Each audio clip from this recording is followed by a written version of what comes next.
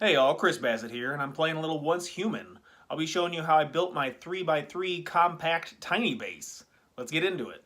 So let's start off with a house tour and a description of exactly why I built what I built, and there's some reasoning behind it. I'm basically trying to min-max. Minimum footprint for maximum efficiency. One of the features I was looking to get into was mobility.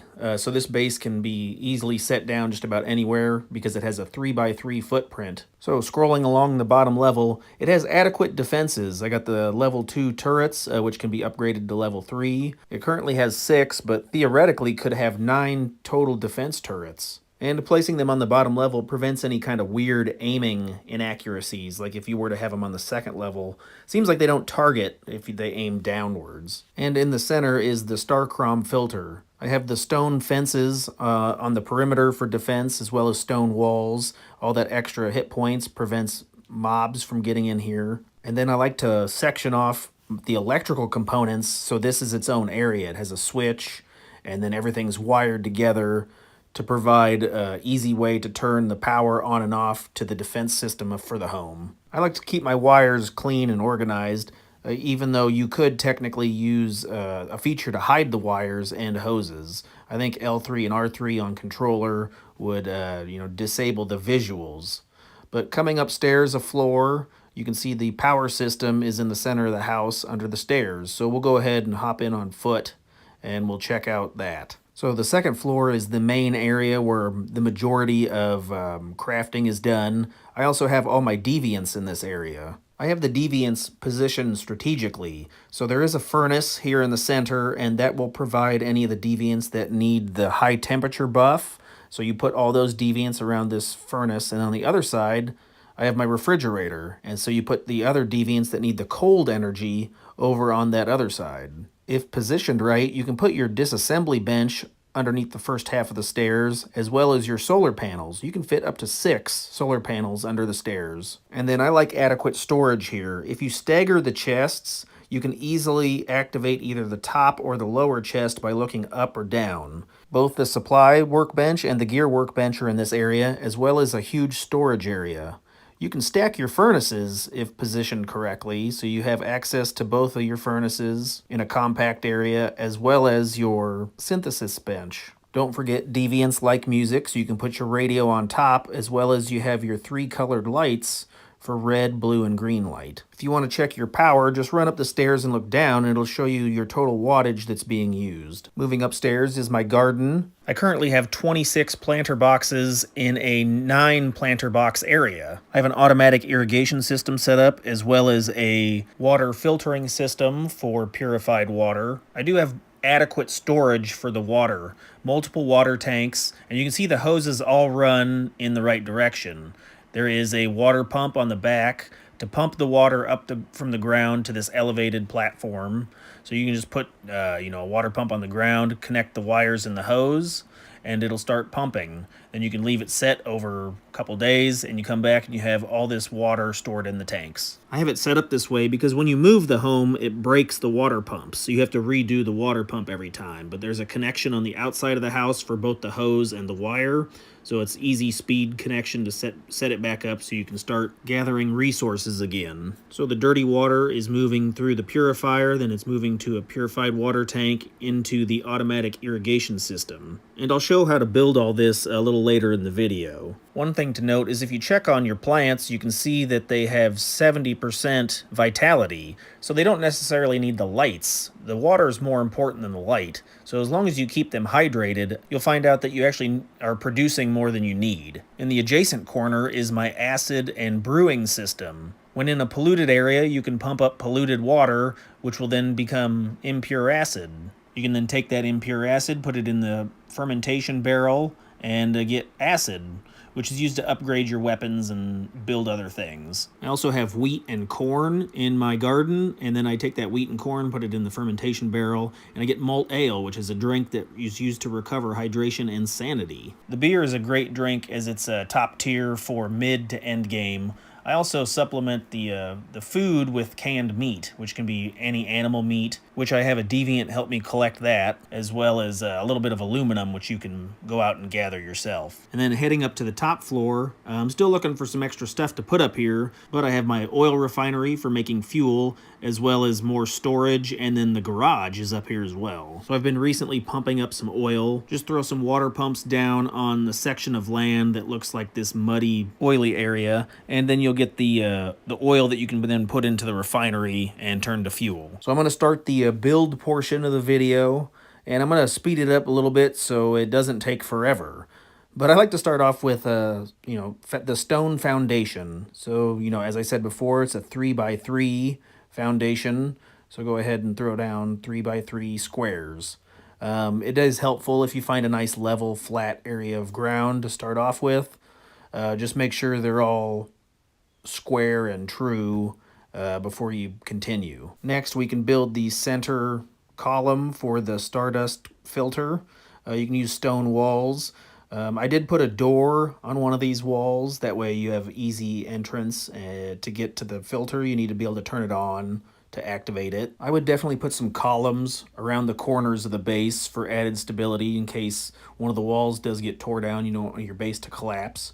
But you want to leave the bottom area open. That way the auto turrets can target enemies without any obstructions. You can also put a fence around the perimeter for a little added defense. I believe the fence has like 1,800 hit points, so it's just one more barrier before mobs can start attacking the filter. Once that's in place, go ahead and grab yourself a stone ceiling, and then you can start constructing the second floor. Once again, we're just copying the bottom layer. It'll be 9 total ceiling tiles to cover the base. And then you'll want to choose whichever area you'd like the entrance to the base to be, and break that ceiling tile away, and then put in stairs.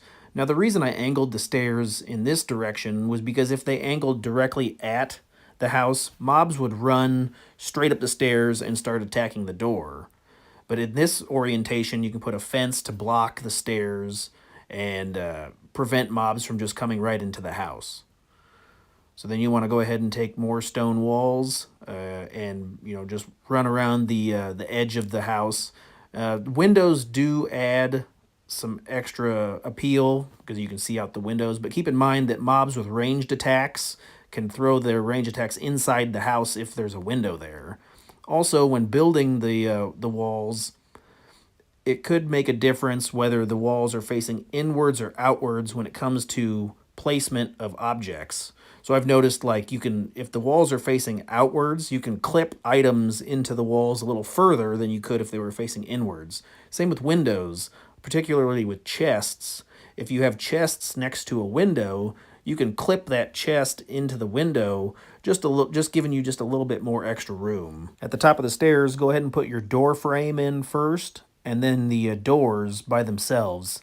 It's got to be built separately. I'm on a PvE server, so I leave my house open. That way, if a player that passes by wants to walk in and check it out, leave a comment, they can. But you could also leave the doors closed to prevent access. Next, we'll work on the stair column. So just swing around, and in that back square, place steps facing the correct direction. Make 2 layers, and then you can enclose the staircase with its own walls.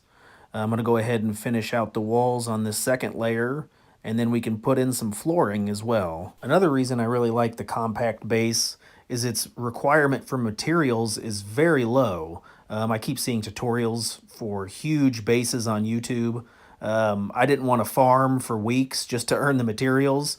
So literally you can go find the gravel and the stone to make the brick for this in an hour maybe. You could even make this base out of wood, even though the durability be pretty low. But then you could upgrade later once you had the materials on hand. So once the third floor is done, we can now construct the ceiling, which is just, filling in the remaining places.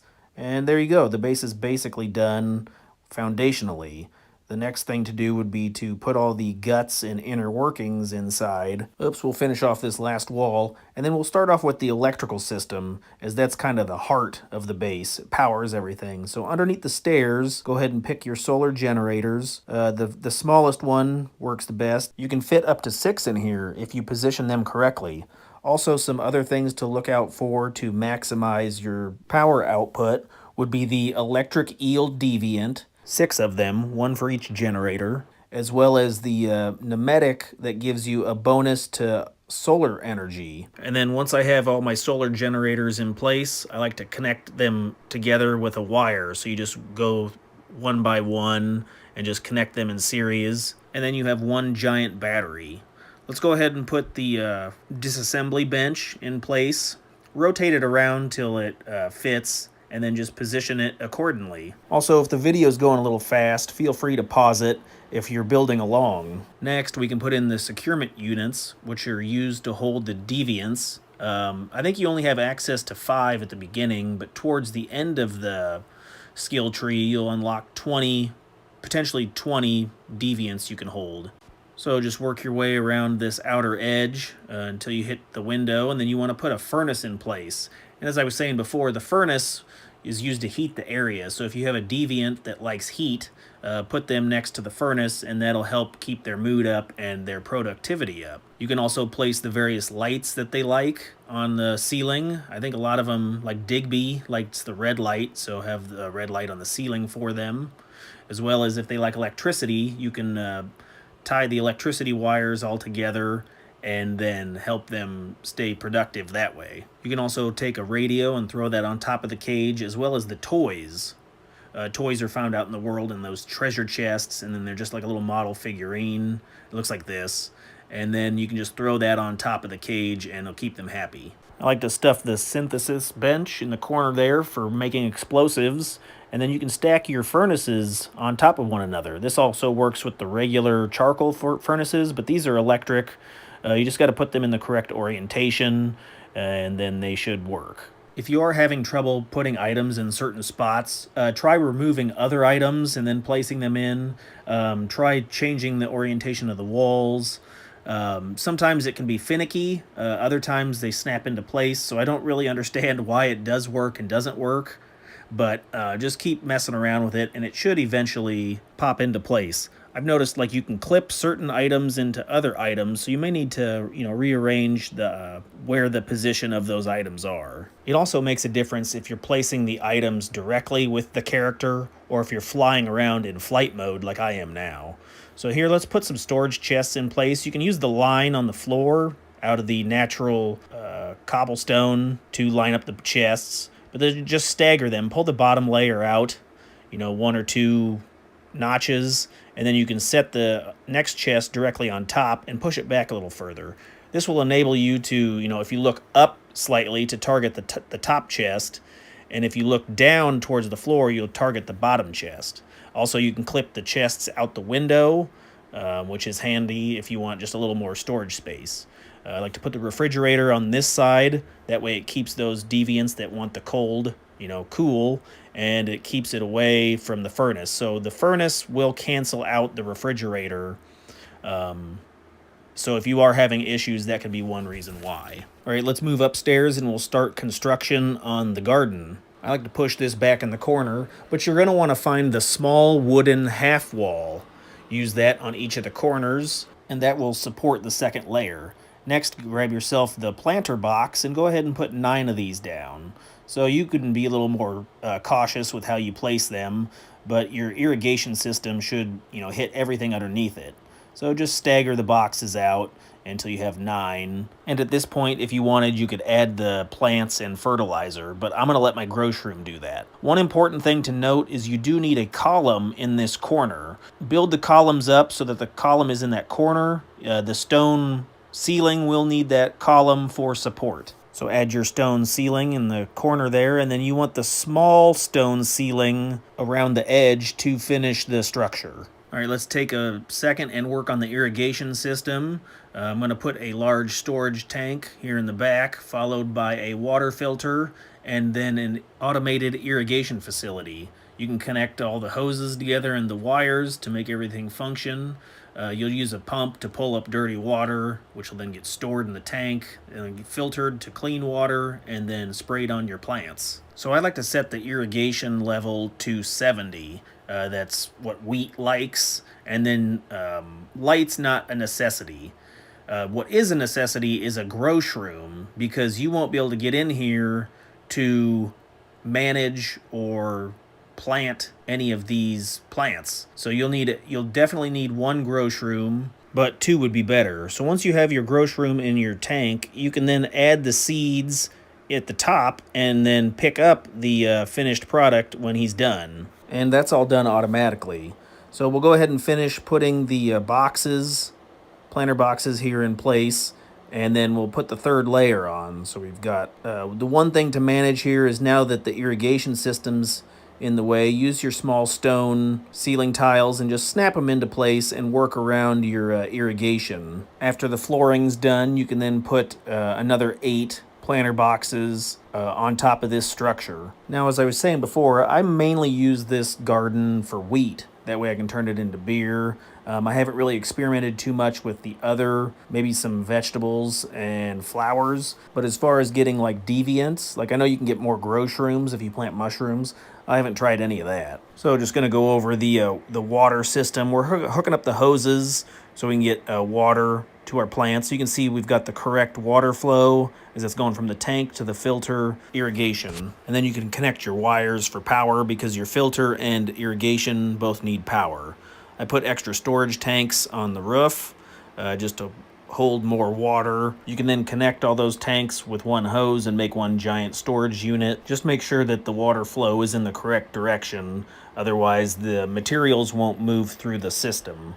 So the water moves by gravity, so you have to start at the top and then go lower and lower throughout the system, unless you have one of these small water pumps, which is how I get the water to the roof from the ground. So I connect power to all the items that need power, and then you have your water pump on the ground, and then with that smaller water pump, it'll pull water up if everything's connected correctly and the pump is on. Alrighty, let's go over the electrical system. So here we are downstairs by the solar panels. Once all panels are connected, connect them to this center point here. You can find these terminals under the power facility in the build menu. They just serve as connection points for the wires around your building. So from the center point, I have another connection to the left. There's another terminal on the ground. From that terminal, it runs up to another terminal on the ground and then into a switch. That switch then runs all of the water irrigation system. You can see there's a terminal on the wall back there. That terminal comes outside,